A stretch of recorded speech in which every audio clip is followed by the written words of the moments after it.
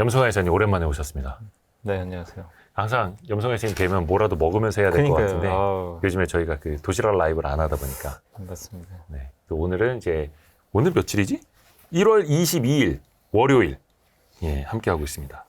근데 코스피는 오른 것 같은데도 2,400선이고 떨어진 것 같은데도 2,400선이고 왜 이런 거예요? 지금 막 미국 증시는 사상 최고 가고 일본 증시도 막 34년 만에 최고 가고 장난 아니던데. 근데 뭐 이유야 되게 많죠. 뭐 우리나라 증시가 약한 이유는 사실 좀 그게 지난주까지는 그게 좀 컸던 것 같아요. 지정학적 리스크가.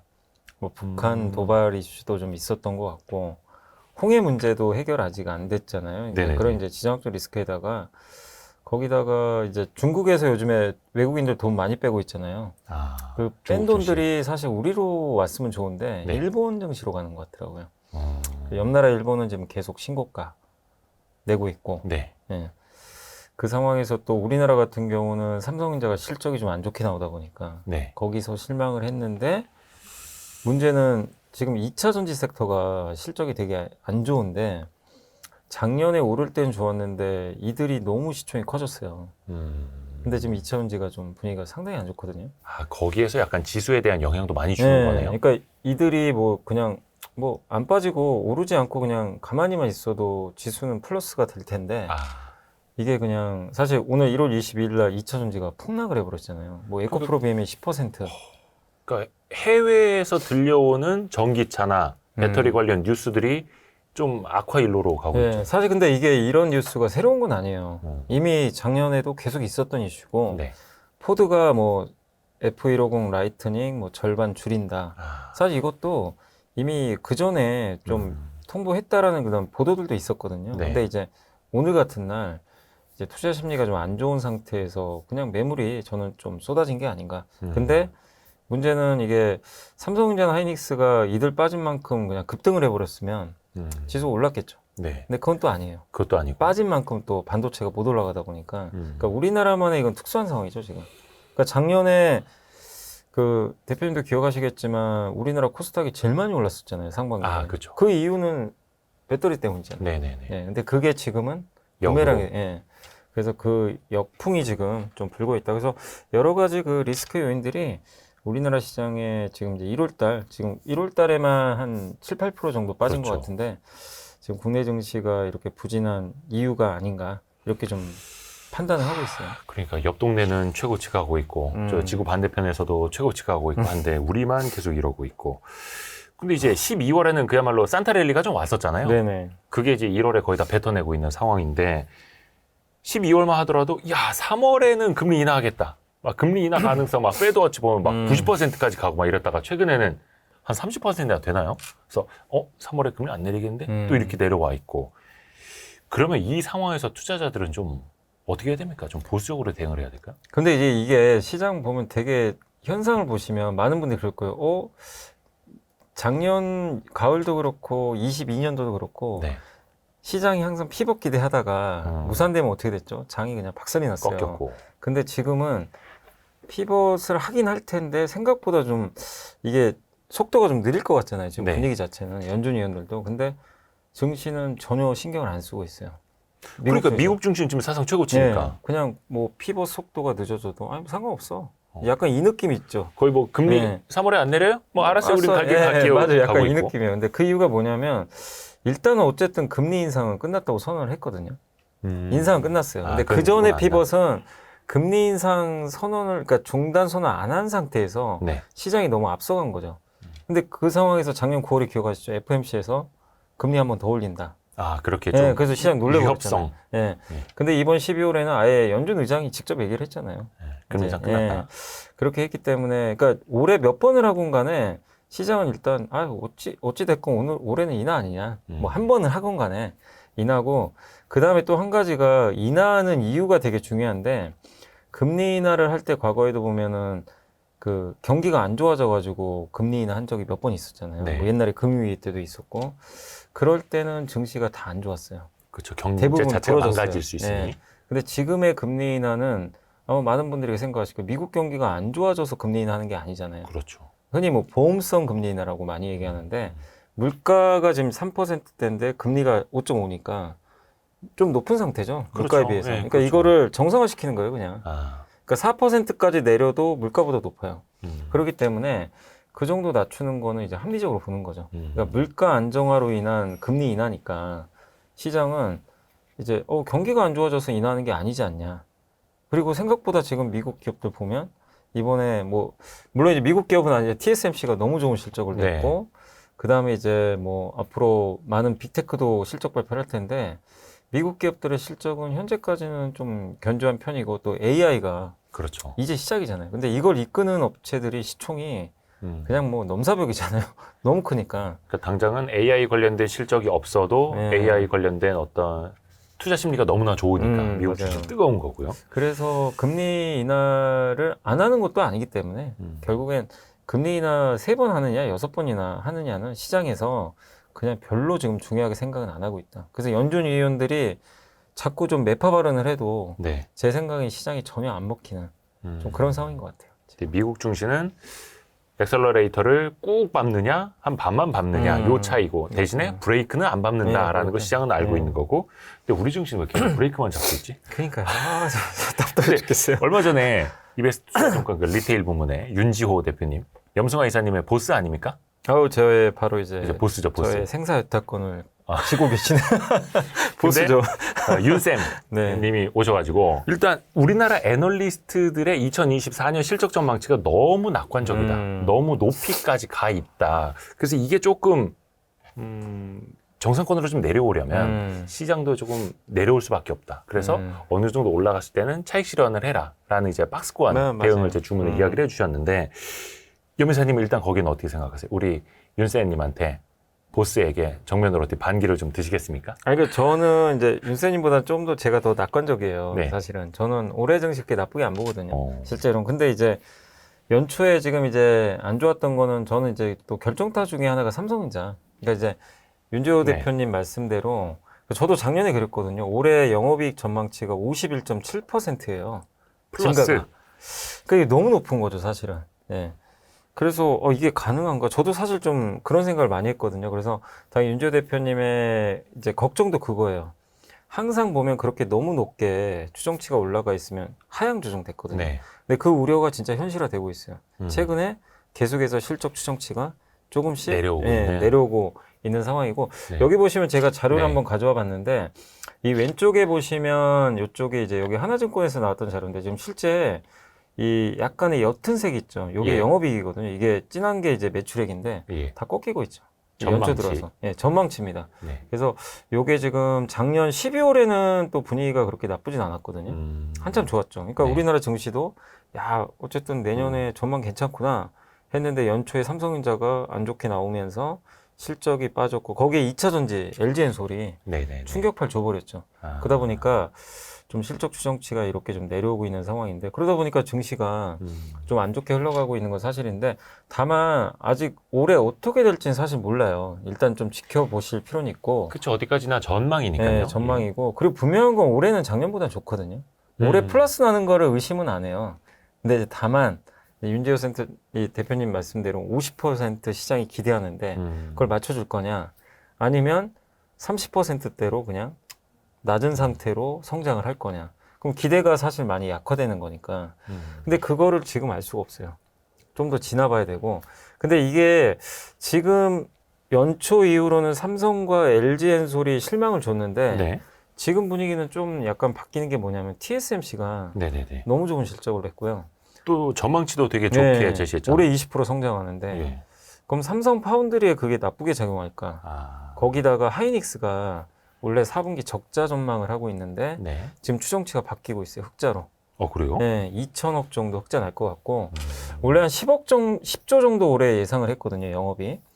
근데 2024년 네, 흑자 10조. 10조. 근데 지금 11.5조 정도까지 아, 늘어나고. 그러니까 하이닉스는 반대로 오히려. 추정치가 지금 올라가고 있어요. 오. 그러니까 삼성은 좀 꺾였고. 네네.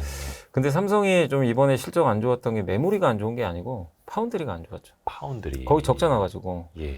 근데 이번에 TSMC가 이렇게 좋은 실적을 냈고 갤럭시 S24가 나오잖아요. 네. 근데 거기서 저도 사실 이번에 좀 예약을 좀 해놨거든요. 그래요? 아니 지금 예약해놔. 뭐 쓰고 계시는 지금은 21, 21. 3년 전 건데. 오. 근데 이번에 저는 이제 모두가 다 AI만 보고 있잖아요. 그쵸. 삼성을 볼 때, 온디바이스 AI 뭐 오늘도 뭐 주가 급등했는데 네네네. 저는 그것만 볼 게 아니라 그 삼성이 옛날에 엑시노스라는 AP 들어갔잖아요. 네네네. 그거 망했잖아요, 사실은. 엄밀히 말하면 예. 22년도에 발열 이슈 터져가지고 그래요. 네. 거의 뭐 퇴출되다시피 했는데 퀄컴 거 썼잖아요. 그렇죠. 근데 이번에 최상위 울트라 모델에는 퀄컴 게 들어가는데 그 밑에 두 개 모델 있죠. 기본 플러스에는 엑시노스가 들어가요. 삼성 꽤 들어가죠. 근데 이제 그 이름이 뭐더라? 뭐 그 긱벤치인가 무슨 뭐 아, 네네네. 이 벤치 긱벤치. 긱벤치 맞죠? 네. 거기서 이제 성능 테스트를 성능 하는데 테스트. 스냅드래곤 이번에 들어가는 거랑 네. 차이가 작아요. 오, 그래요? 많이 쫓아왔어요. 스냅드래곤 8 아마 3세대가 네, 3세대 울트라에 맞아요. 들어갈 네. 텐데. 근데 그만큼의 지금 퍼포먼스가 거의 나오는 것 같더라고요. 그 숫자를 제가 봤거든요. 아, 근데 이제 물론 나와서 뭐 또 검증을 해봐야죠. 실증을 해봐야죠. 네, 해봐야 되는데 만약에 그 정도 데이터가 유지되는 쪽으로 계속 이어지면 엑시노스는 성공한 거예요. 엑시노스가 성공하면 파운드리가 좋아집니다. 아, 이거를 삼성적이니까. 삼성이 만드니까. 아, 그렇죠. 그럼 삼성은 최대 고객사가 있는데도 파운드리 활용을 못한 거예요.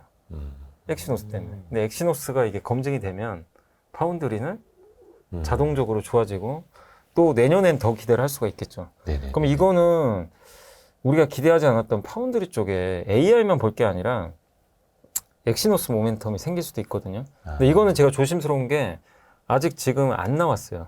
약간의 어떤 아이디어 차원. 네. 네. 근데 만약에 그 긱벤치 스코어대로만 어쨌든 검증이 진짜로 된다면 실제로 나왔을 때 네. 그러면 이제 새로운 엑시노스 모멘텀이 생기는 거니까 요거는 아무도 지금 그러니까 기대들을 잘 안 하는 부분인데 네. 그게 플러스가 될 수도 있다. 그래서 저는 너무 삼성을 볼 때 온디바이스 AI 나온다고 얼마나 솔직히 팔릴지 모르겠어요. 솔직히. 네. 네, 근데 그거보다 엑시노스가 저는 더 삼성한테. 아, 그래서 이게 잘 되면 실적 추정치도 올라갈 수 있으니까 네. 기대를 해봐야 되겠고.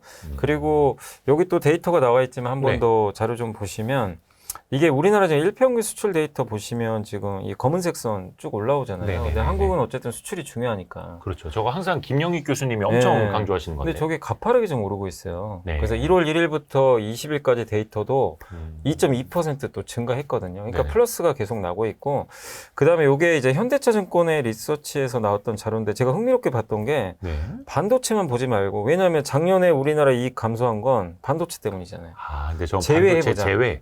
제외해보면 실제로 영업이익이요. 그러니까 올해 전망이 역대 최고입니다. 여기 보이세요? 162조에 반도체 제하고. 아. 그러니까 작년에도 좋았어요. 네. 작년에 150조. 무슨 얘기냐면 반도체 제외했을 때 작년에 그 영업이익이 일단은 19% 증가했고 올해 9% 추가로 증가할 거래요. 그러니까 19% 증가하고 올해 또 늘어나는 건 반도체 제외하고도 괜찮다는 얘기예요. 네. 근데 이제 우리나라는 너무 반도체 의존도가 크니까 그걸 빼면 안 되지만 반도체 나머지 기업들의 이런 영업이익이 올해 또 잘 나와준다면 뭐 완전히 불가능한 건 아니죠. 그리고 또 한 가지 변수가 지금 TSMC가 너무나 놀라운 실적을 냈는데 네. 우리나라 반도체 기업들도 추정치가 올라갈 수도 있는 거거든요. 근데 이거에 대해서는 많은 분들이 너무 지금 올해 이익 전망이 너무 좋으니까 무조건 하향 조정될 거다. 이게 대부분의 지금 생각들이잖아요. 네. 분명히 좀 낮아질 거다. 지금 실제로 그렇게 되고 있고. 근데 반도체가 또 생각보다 만약에 우리 예상 사이클을 벗어나는 업사이드가 나와버리면 추정치가 올라가 버릴 수도 있는 거거든요. 네네. 그러니까 그런 것도 생각을 한다면 그냥 지금 당장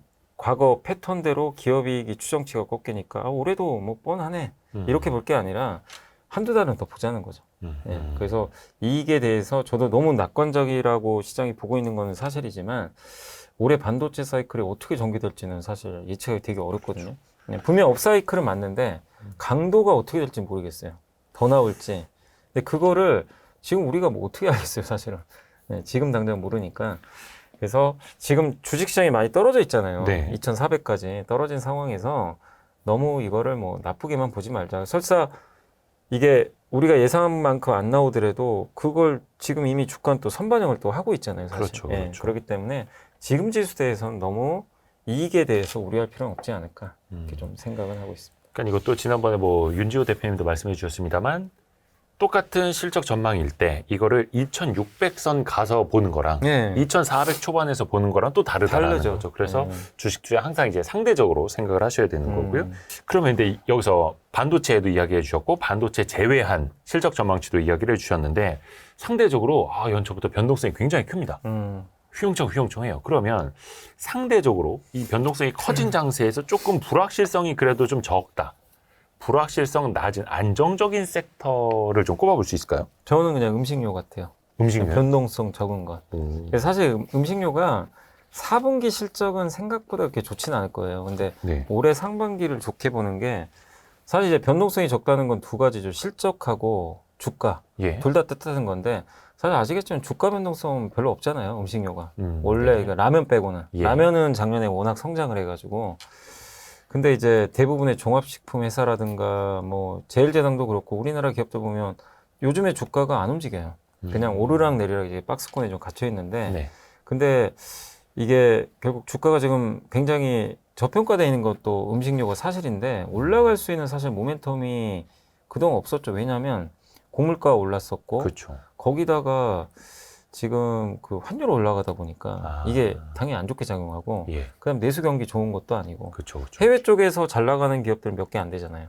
라면 아니면 오리온, 네. 오리온 초코파이 뭐 이 정도고 다른 쪽에서 크게 성과가 없다 보니까 이제 이 식품주에 대해서는 시장 참가자들이 아니, 굳이 뭐 식품주 싼 건 알겠는데 성장도 안 나오고 그렇죠. 관심이 없는 AI도 거죠. 안 하고. 예, 맞아요. AI가 없어요. 맞아요. 네네네. 먹는 거는 AI가 할 수가 그래. 없는 거니까. 네. 근데 이제 지금 생각해 보면 그렇기 때문에 주가 변동성이 없어서 오히려 저는 좀 편하다. 그러니까 오히려 조금 보수적이거나 네. 아니면 시장 대응을 이제 민첩하게 하지 못하시는 분들 입장에서는 차라리 음식료가 네, 더 안정적이다. 낮고. 근데 이제 모멘텀이 있어야 주가는 올라가거든요. 그래도 우리가 돈 벌자고 하는 건데. 그렇죠, 그렇죠, 그렇죠. 그러면 올해 식품회사를 음식료가 좋아질 게 있나 예. 이걸 또 고민을 해봐야 그럼요. 돼요. 근데 일단 요거 그래프 한번 봐보시면 네. 이게 왼쪽에 있는 게 옥수수랑 밑에가 대두 원당이거든요. 예. 저 보면 다 꺾였죠 지금. 농산물 가격은 일단 꺾였고요. 원당이 그거잖아요. 그 사탕수수. 그래서 이제 설탕. 네. 그건데 그게 엘니뇨 때문에 올라갔다가 얘마저도 지금 급락했어요. 아, 그러니까 모든 농산물이 다 꺾이고 있어요. 이게 근데 아시겠지만 시차가 있어요. 그렇죠. 바로 투입이 안 되니까. 그러면 올해 상반기에는 이런 게 투입이 돼서 원가 부담이 낮아지고 근데 음식료 가격은 많이 올려놨잖아요. 그렇죠. 어느 단가 정도. 올려놨죠. 근데 그걸 낮추진 않기 때문에 그러면 올해 1, 2분기 정도에는 실적이 매출 성장이 안 나와도요. 이 C라 그러죠. 비용이 줄어가지고 네. 이익이 나올 수가 있어요. 그다음에 이제 저는 개인적으로 또 좋게 보고 있는 게 여기 그 한번 보여주시면 네. 참치효과라고 예. 이게 참치효과가 이 아투나 인덱스라는 데가 있더라고요. 여기 들어가 보시면 여기서도 검색 가능하거든요. 근데 3개월 전에 이게 1792달러였어요. 참치가. 예, 예. 지금 1480달러예요. 많이 떨어졌죠. 떨어졌네요. 예. 그러면 참치를 이용해서 통조림 만드는 기업들 있죠. 그렇죠. 이 기업들은 좋죠. 이게 원가예요. 아하. 근데 그러니까 예를 들면 우리가 좋아하는 그 참치 통조림을 네. 이거 원가 올라간다고 갑자기 가격을 미친 듯이 오르거나 원가 떨어진다고 이제 원가 떨어지니까 저희 통조림 가격 낮출게요. 이런 거 본 적은 거의 없으시죠. 거의 고정돼 있어요, 가격이. 네네네. 그런 상황에서 이 억가가 떨어지면 근데 이 그래프 보시면 지난 몇 년간 억가가 올랐거든요. 예. 계속 오른 거 보이시죠? 저게 몇 년부터요? 2019년부터. 19년부터. 여기가 이제 아마 15년 정도 될 텐데. 되게 장기간. 네, 장기간인데 사실 2019년부터 올라갔어요. 예. 근데 이게요, 참치 효과가 재밌는 게 유가 따라다녀요. 원유 가격이 좀 연동돼요. 원양어선 예. 돌려야 되니까. 근데 지금 무너져 버렸죠. 예. 추세가. 이러면 이걸 이용해서 통조림 만드는 기업들은 사실 좀 좋을 수밖에 없는 거죠. 마진이 좀 개선될 수 있다. 그러니까 이게 그 음식료는 이제 농심이나 삼양식품 같은 기업은 좀 특수한 케이스고 해외 수출 나와서 네. Q 성장이 나왔잖아요. 매출 네. 성장. 근데 대부분 우리나라 기업들은 내수다 보니까 이게 매출 성장이 잘 안 나와요. 그럼 그렇죠. 뭐가 들어야 되냐? 뭐가 중요하냐면 C가 비용. 빠져야 돼요, 네. 비용이. 그래서 저는 이것만으로도 좀 좀 괜찮은 그 흐름이 나올 것 같고 또 요즘에 워낙 물가 비싸다 보니까 내식 수요가 좀 늘어난다고 하더라고요. 외식을 줄이고 네. 내식을 늘리는. 예, 그래서 이런 가공식품들이 집에서 또 참치 통조림 그렇게 비싼 편도 아니고. 네. 예, 그래서 이런 걸 보면 그러니까 이런 거죠. 내가 이 아이디어가 틀릴 수도 있잖아요. 네. 틀려도 별로 잃을 게 없어요. 주가 자체가 워낙 가가지고. 별로 오른 것도 없고. 예, PER 뭐 5배, 요 정도 상태인데 근데 실제 보면 실적도 괜찮아요. 근데도 이제 시장에서 인정을 아예 못 받는 거죠. 아, 여기는 성장 안 나오니까. 근데 오히려 이런 것들이 어느 시점에서 또 시장에 한번 저는 주목받을 수가 있다고 봐요. 상반기 중에. 근데 이제 지난해에 연말쯤에 뭐 가을이었나 연말쯤이었나 막 부총리도 그랬고 대통령도 나서서 막 그 이것저것 가격 내리라고 엄청 네. 압박을 했잖아요. 그래서 실제 이제 네, 내린 뭐 내리기도 라면도 했고. 좀 내렸지만 네. 근데 이제 어쨌든 뭐 지금 이미 어느 정도 내려갈 건 내려갔고 예. 이 업체들 입장에서도 뭐 내릴지는 제가 모르겠지만 네. 이미 원가 부담이 확실히 낮아졌기 때문에 그것만으로도 저는 중요한 좀 모멘텀으로 한번 어느 시점에 근데 뭐 음식료 아무도 관심 없잖아요 사실 지금 그러니까 AI 안 하니까요. 온디바이스 참치 아니잖아요. 네. 아, 온디바이스 참치는 괜찮은데 이거. 아, 네. 그래서 항상 이제 시장의 쏠림 현상이 한쪽에선 나타나고 있고 네. 그게 아니라 이 변동성 엄청나게 커졌고 네. 야 오늘은 이 테마야? 내일은 저 네, 테마? 맞아요. 정신이 없는데 오히려 그게 아니라 조금 더 불확실성이 낮은 섹터는 이제 음식료 쪽으로 그렇게 보고 계시는 거고요.